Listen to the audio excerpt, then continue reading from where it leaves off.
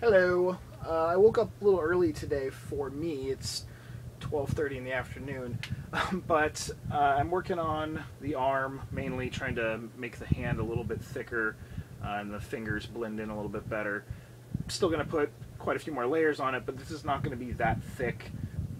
This set is going to be the two arms coming out, and they're going to be a little bit smaller than the other ones I've made. One thing I keep screwing up on the last two arms is when I normally make arms like these, I make one big solid sort of like loop right here, and then I attach each finger off of the loop. I screwed up, and the main, the arm, the whole pole, or the pole, the coat hanger is also the middle finger. It goes all the way to the end, and that means I have to attach the other fingers to basically the middle finger. It just doesn't work as well. The fingers are harder to sort of separate, and they get a weird spacing, so I need to stop doing that. I need to just, make it the way I've been making it. It also makes it easier to make the hand fatter without creating like a big round hand. It creates a flatter, normal looking hand when you do a loop at the end and you just fold the whole coat hanger over on itself, basically. Besides that, I'm going to go over to my parents and do some trimming. It's thundering out right now, but Florida, it rains for 20 seconds and then stops, or you hear thunder for an hour and it goes away. So I'm going to go try to do that and get a jump start on clearing out the foliage for Halloween. Okay, so it is raining a little bit harder than I thought, but there's so much foliage cover here. I'm not really getting that wet, and some of you might be saying, why are you overdoing yard work for Halloween still, like with 2 months before Halloween? It's basically sort of to help me plan better. I get a better idea of how much space I actually have to work with.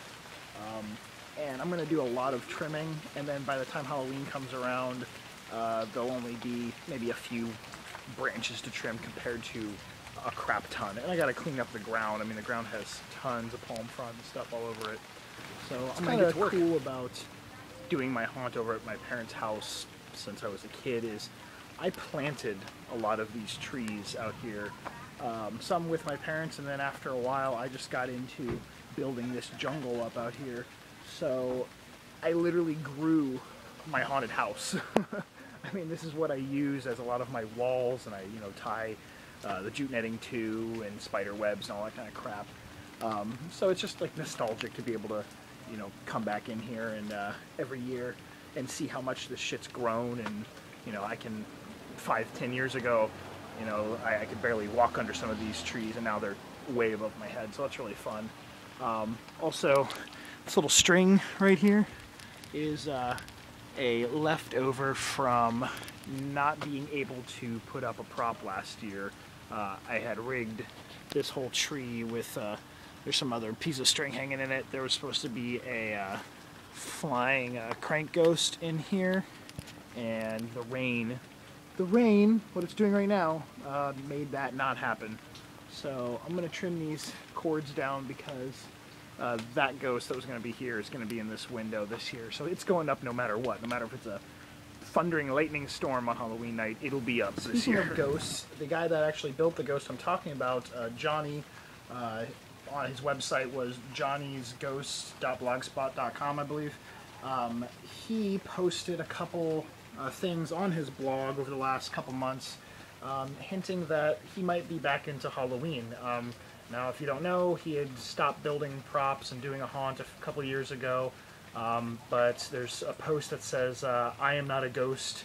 He's basically saying that he's still around, he's thinking about, maybe making some new stuff. The Halloween bug is biting him again, so that is really cool. A lot of my animated ghosts came from him, and then I built a couple of my own using some scraps of ones that he had that weren't finished.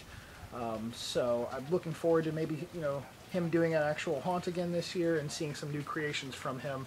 And go check out his blog. Got a pretty good pile going on of crap, and I'm trying to leave a little bit, anything that's about 2 feet above my head or so, because this is all going to be covered anyway.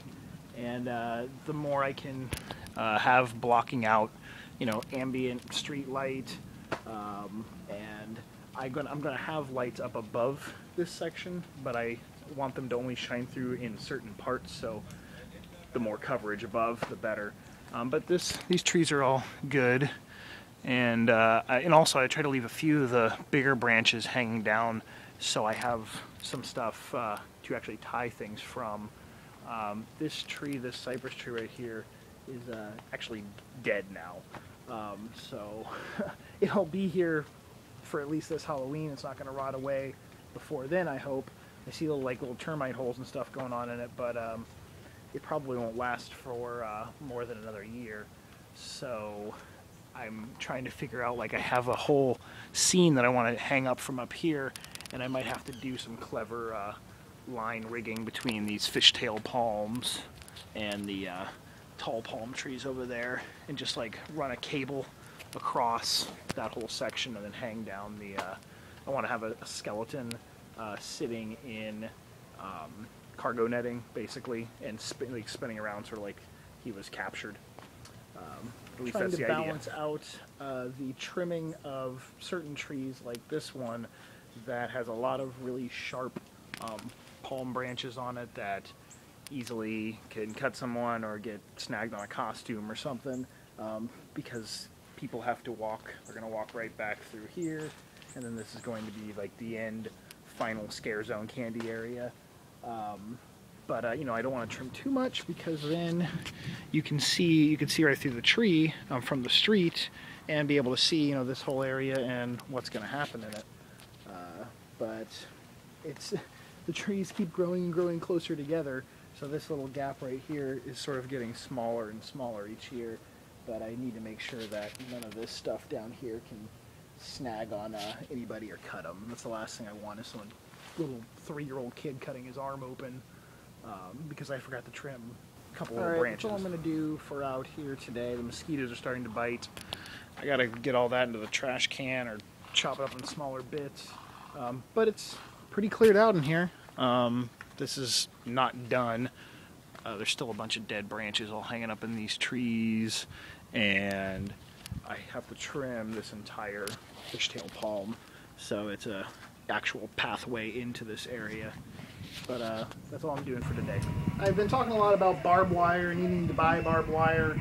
I mentioned on the last Michael's video that I was going to buy some off of a website that I found it the cheapest on, and I already did. I ordered it yesterday. It's 100 feet for $35 with the shipping and handling, depending on what you choose. The cheapest was like $8.44 shipping and handling or something. So a little under $45, $43 or so. But I ordered it from HalloweenAsylum.com. Literally, I searched a couple hours throughout different days. I'm trying to find it really cheaper anywhere, and I just couldn't. You know, watch, someone's gonna be like, oh, blah blah blah, has it for, you know, $1 for 50 feet or some shit. But regardless, that's the cheapest I could find it for. As you can see, my barbed wire has started to turn a little white. Some of it's red, some of it's gray. It got wet last year in the rainstorm of Halloween 2011. So some of it's really brittle now also, and it's like you could probably pull it, you know, without any force and it's gonna snap. So I definitely need some more to hang like anything with weight on it. I'm gonna hang, you know, skeletons and stuff like that from it. So that is where I got my barbed wire. Some people were asking, and that's my current stack of barbed wire. I'm gonna pull out a ton of stuff from the closet tonight. Instead, I'm going to work on carving my pumpkins. I only have 2, so it shouldn't take too long to do it. I'm looking up eye and mouth ideas on Google image search, and it's like midnight, so we'll see how much I get done. Finished carved pumpkins.